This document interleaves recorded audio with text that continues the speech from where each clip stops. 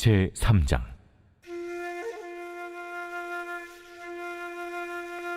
느부갓네살 왕이 금으로 신상을 만들었으니 높이는 60규빗이요 너비는 6규빗이라. 그것을 바벨론 지방의 두라 평지에 세웠더라.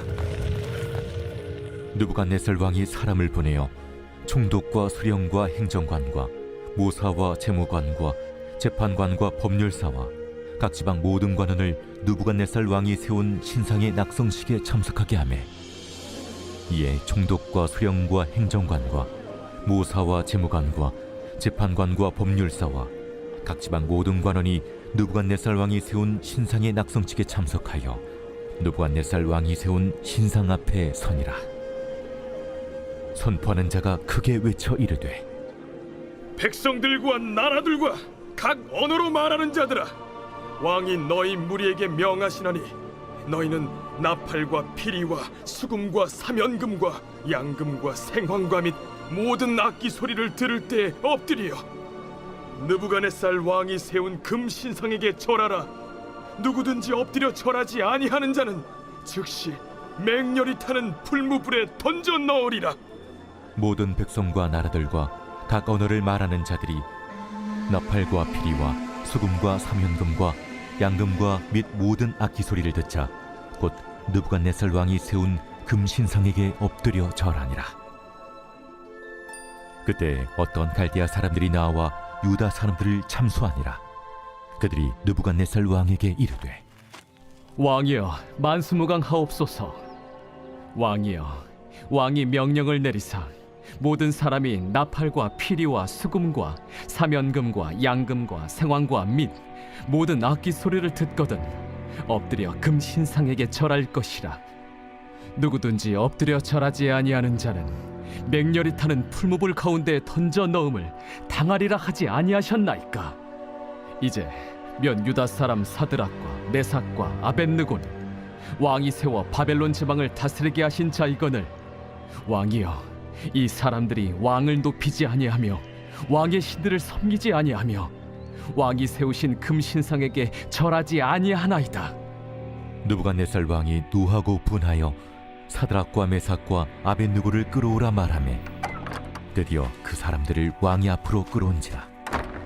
느부갓네살이 그들에게 물어 이르되, 사드락, 메삭, 아벳느고야, 너희가 내 신을 섬기지 아니하며 내가 세운 금 신상에게 절하지 아니한다 하니 사실이냐? 이제라도 너희가 준비하였다가 나팔과 피리와 수금과 사면금과 양금과 생황금 및 모든 악기 소리를 들을 때 내가 만든 신상 앞에 엎드려 절하면 좋거니와, 너희가 만일 절하지 아니하면 즉시 너희를 맹렬히 타는 풀무불 가운데에 던져 넣을 것이니 능히 너희를 내 손에서 건져낼 신이 누구이겠느냐? 사드락과 메삭과 아벳느고가 왕에게 대답하여 이르되, 느부갓네살이여, 우리가 이 일에 대하여 왕에게 대답할 필요가 없나이다. 왕이여, 우리가 섬기는 하나님이 계시다면 우리를 맹렬히 타는 풀무불 가운데서 능히 건져내시겠고 왕의 손에서도 건져내시리이다. 그렇게 하지 아니하실지라도 왕이여, 우리가 왕의 신들을 섬기지도 아니하고 왕이 세우신 금 신상에게 절하지도 아니할 줄을 아옵소서. 이번 한 주간도 하나님과 동행하시면서 큰 은혜와 평강을 누리시기를 주님의 이름으로 축복합니다. 남쪽 유다 왕국이 바벨론 제국에게 멸망을 당했을 때입니다. 그래서 많은 유대인들이 포로로 끌려갔습니다. 그 당시 왕은 느부갓네살 왕입니다. 그는 유다를 완전히 정복한 이후에 정치적인 입지를 강화하기 위해 바벨론에 있는 수많은 족속들을 자기 왕권에 복종시키기를 원했습니다. 그래서 우상화 작업을 했는데 그 일환으로 금신상을 만들게 됩니다. 그 모습이 3장 1절입니다. 느부갓네살 왕이 금으로 신상을 만들었으니 높이는 60규빗이요 너비는 6규빗이라. 그것을 바벨론 지방의 두라 평지에 세웠더라. 두라 평지라는 큰 벌판에 금신상을 세웠는데 높이가 30m, 너비가 6m 정도 됩니다. 거기에다가 금으로 칠을 해놓았는데 그렇게 엄청난 신상을 벌판에 세웠다고 생각해 보십시오. 대단한 것 아닙니까? 이 금신상을 세웠던 시기는 BC 586년경이었습니다. 바로 그때 바벨론이 유다 왕국을 완전 정복을 하게 됩니다. 그전에도 바벨론이 몇 차례 침공을 했고 또 많은 포로를 끌고 갔습니다. 그래서 다니엘과 세 친구들도 그전에 끌려간 사람들이었습니다. 그런데 이번에 완전히 멸망을 시키고 이제는 왕권을 견고하게 하기 위해서 우상화 작업을 하게 되었다는 것입니다. 금신상을 세워놓고 중앙과 지방의 많은 대표자들을 모아놓고 오케스트라도 동원을 하고 악기 소리에도 맞추어서 제막식 때 그 신상에 다 절을 하도록 강요를 했던 것입니다. 누가 그 명령에 불복종하겠습니까? 그런데 다니엘의 세 친구, 이 세 사람이 불복종을 했습니다. 다니엘은 그 자리에 없었습니다. 무엇 때문인지 그것을 성경에는 기록하고 있지 않지만 어쨌든 이 세 사람, 다니엘의 세 친구들이 그 명령에 불복종하고 믿음을 지키고 절하지 않았습니다. 당연히 고소를 했겠지요. 왕이 노발대발하면서 끌어오게 합니다.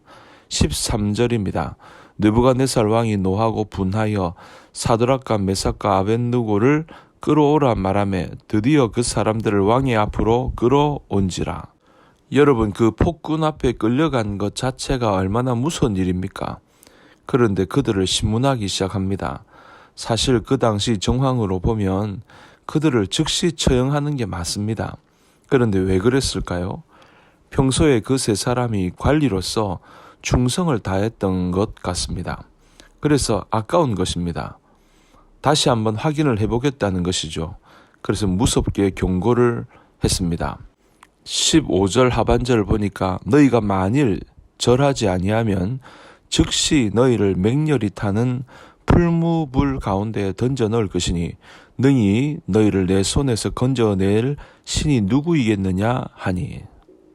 이 말을 들어보면 그들이 하나님 여호와를 무시하고 있지 않습니까? 야, 만약 내가 시키는 대로 절하지 않으면 풀무불에 너희들을 던져 넣을 것이다. 너희들 살아날 것 같아? 너희들 신이 살려준다고? 이런 식이죠. 여러분 상상해 보십시오. 얼마나 무서운 순간입니까? 목숨이 왔다 갔다 하는 절체절명의 순간입니다. 여러분, 이게 바로 세상의 모습입니다. 우리 성도님들이 이 땅을 살아가는 동안에 세상은 무섭게 우리를 위협합니다. 또 반대로 유혹을 합니다. 타협해, 신앙 버려, 따라와, 그러면 다 해줄게, 이런 식입니다. 우리가 자칫 잘못하면 헷갈릴 수 있습니다. 아, 믿음을 잠깐 내려놓으면 잠깐 타협하면 안전할 수 있을 것 같다. 또 잘 될 수 있을 것 같다. 성공할 수 있을 것 같다. 이런 착각에 빠질 수가 있습니다. 그러나 만약 그렇게 된다면 오히려 더 큰 어려움에 빠질 수밖에 없다는 것입니다. 그리고 마지막 멸망을 자초할 수밖에 없다는 사실입니다. 따라서 우리는 어떤 위험, 유혹이 있다 할지라도 절대로 믿음을 저버려서는 안 됩니다. 믿음을 지켜야 합니다. 이것이 바로 세상을 이기는 믿음인 것입니다. 이런 믿음은 구체적으로 어떤 믿음일까요? 살아계신 하나님을 확신하는 믿음입니다. 오늘 본문은 진노한 왕 앞에서 어떤 태도를 보이고 있습니까? 16절을 보니까 사드락과 메삭과 아벳느고가 왕에게 대답하여 이르되 느부갓네살이여, 우리가 이 일에 대하여 왕에게 대답할 필요가 없나이다. 나는 살아계신 하나님을 믿으니까 하나님이 살아계시는데 어떻게 내가 타협하고 신상에 절을 합니까? 안 됩니다. 못합니다. 단호하게 거부하는 것입니다. 대단한 믿음이죠. 여러분, 그들의 이러한 믿음은 살아계신 하나님에 대한 확신에서 나오는 것이었습니다. 17절을 보면 그들은 왕 앞에서 이렇게 당당히 증거합니다. 왕이여, 우리가 섬기는 하나님이 계시다면 우리를 맹렬히 타는 풀무불 가운데서 능히 건져내시겠고 왕의 손에서도 건져내시리이다. 우리들이 믿는 하나님은 살아계십니다. 전능자이십니다. 그러니 당연히 풀무불에서 건져내실 것이고 당신의 소나기에서도 건져낼 것입니다. 당당하게 고백합니다. 살아계신 하나님에 대한 확신인 것입니다. 여러분, 이거는 인간적인 배짱이 아닙니다. 만용도 아닙니다. 살아계신 하나님을 확신하는 데서 나오는 믿음의 담대함인 것입니다. 이것은 하나님의 백성, 신실한 성도들의 공통적인 믿음입니다. 예레미야 10장 10절을 보면 이렇게 말씀합니다. 오직 여호와는 참 하나님이시요 살아계신 하나님이시요 영원한 왕이시라. 그 진노하심에 땅이 진동하며 그 분노하심을 이방이 능히 당하지 못하느니라. 하나님만이 참 하나님이시고 살아계신 전능자, 왕 중의 왕. 그러므로 누가 감히 그 앞에서 대적하겠느냐. 이방 세력이 아무리 이스라엘을 괴롭힌다 할지라도 괜찮다라고 하는 것입니다. 궁극적으로 승리한다는 것입니다. 하나님을 경외하는 신앙을 가지면 세상이 두렵지가 않습니다. 하나님이 사실은 제일 두려운 존재 아닙니까? 그런데 그 하나님을 경외하는데 세상에 뭐가 그렇게 두렵겠습니까?